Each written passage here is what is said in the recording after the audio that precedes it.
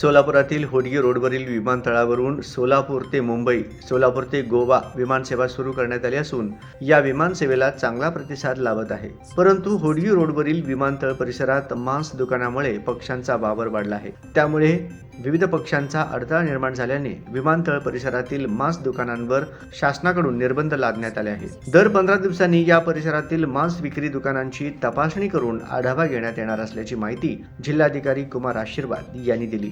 विमानतळ परिसरात मांस विक्रीमुळे मांस तुकडे खाण्यासाठी पक्षी आकाशात घिरटे घालत आहेत. त्यामुळे विमानतळ परिसरात प्रवाशांच्या सुरक्षेचा मुद्दा असल्याने नियमांची कडक अंमलबजावणी केली जात असल्याचेही जिल्हाधिकारी यांनी सांगितले. सोलापूर विमानतळ परिसरातील 10 मांस विक्री करणाऱ्या दुकानांची नोंदणी शासनाकडे करण्यात आली आहे. या दुकानांची दर 15 दिवसांनी तपासणी करण्यात येत आहे. दुकानाच्या परिसरात कुठेही उघड्यावर मांस पडणार नाही. त्यामुळे पक्षी किंवा भटकी कुत्रे यांची संख्या वाढणार नाही याची दक्षता घेतली जात आहे. सोलापूर विमानतळाच्या लगतच असलेली अतिक्रमण काढण्यात येत आहे. याशिवाय या ठिकाणी असलेल्या मोकाट कुत्र्यांचाही बंदोबस्त करण्यात येत आहे. सुरक्षा कर्मचारी यांच्या संख्येतही वाढ करण्यात आली आहे. विमानतळ परिसरात विमानसेवेसाठी आवश्यक असलेली सर्व सुरक्षा यंत्रणा तैनात करण्यात आली आहे.